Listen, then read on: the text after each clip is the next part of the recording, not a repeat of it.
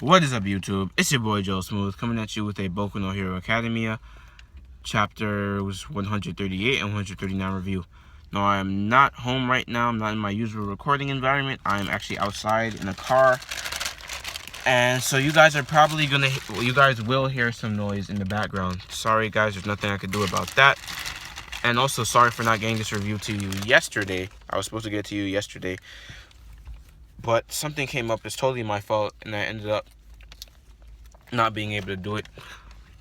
But here it is now. So I'll give it to you as best as I can.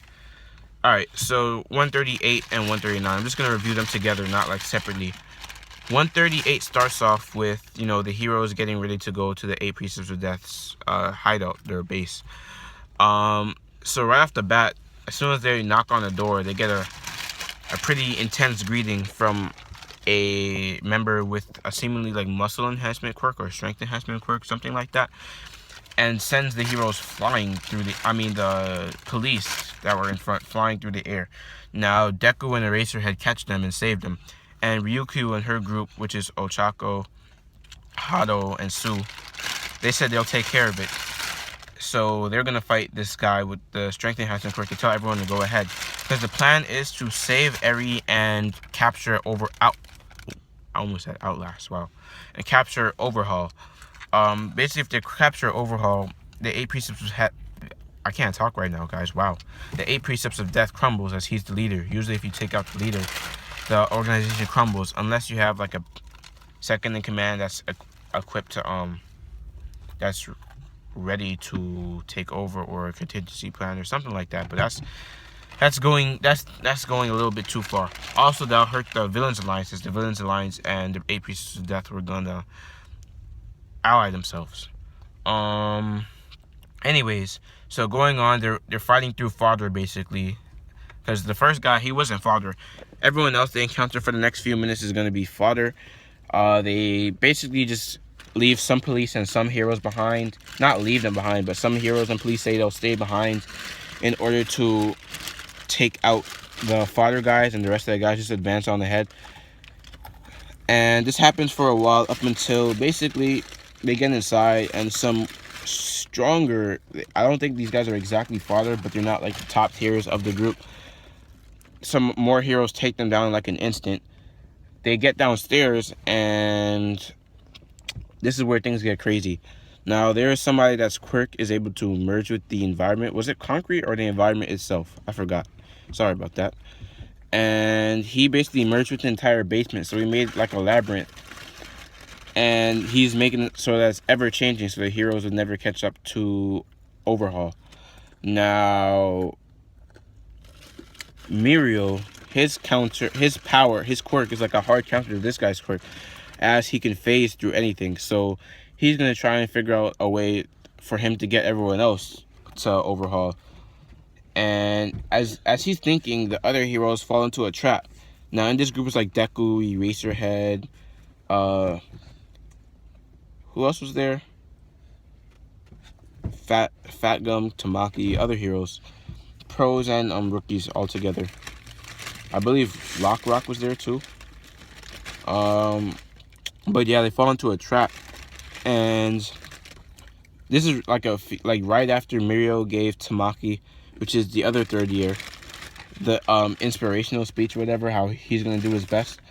So the next villain shows up, and he's gonna take out all the heroes here and now. So I'm wondering who this guy is. If he thinks he can take out if he's thinking he could take out all the heroes. Wow. I could understand him thinking he could take out the rookies and the students, but there's other like famous professional heroes there too, top ranked heroes. So I wonder how strong this guy is, if he thinks he could take them all out. But Tamaki steps up to the forefront, and he said, leave this guy to me. I'm gonna hold on, Judah. Tamaki steps forward, and he's like, leave this guy to me. You guys go on ahead. I'll take him out. And he gives like a determined look. And Tamaki's like kind of the depressing, negative guy. And he has like a fiery, inspirational look. So that's pretty interesting to see. Now, also what I forgot to go over is that it showed a little bit more of the structure. Wow. The structure of the 8 Precepts of Death. Overhaul's closest... Whoa, so look at this. Whoa, but hold on, Judah. Try to keep the noise down for a little bit, please. Please. Thanks. So, Overhaul's closest members, they all have masks as well. And it says they're ready to do like the dirtiest of deeds. So, they're pretty bad or foul, cruel people as you would expect, like Yakuza top members to be. Now, throw this into a world full of heroes and villains where Yakuza could be as bad as super villains, and yeah, that's pretty bad. So as we get to the basement, we're gonna see more of Overhaul's. Sorry about the noise, guys. We're gonna see more of Overhaul's elites. Also, what's crazy about this arc is that we've seen that Boku no Hero Academia recently has stepped up in terms of like stakes and danger. Before, nothing really happened. Like some people, no one really died. Besides, like we heard of people dying. We've seen like some deaths by environmental destruction with All Might versus All for One, which is also bad because it was in the middle of a city where, you know, innocent people, man, woman, children, elderly, all could have died and probably did somehow die in some of those incidents, sadly. But in this arc, we actually seen like direct death through battle, and specifically from Overhaul's quirk, where Overhaul killed Magnet 2 or whatever his name is, Magnet, from the Villains Alliance. He completely obliterated him. He blew him up.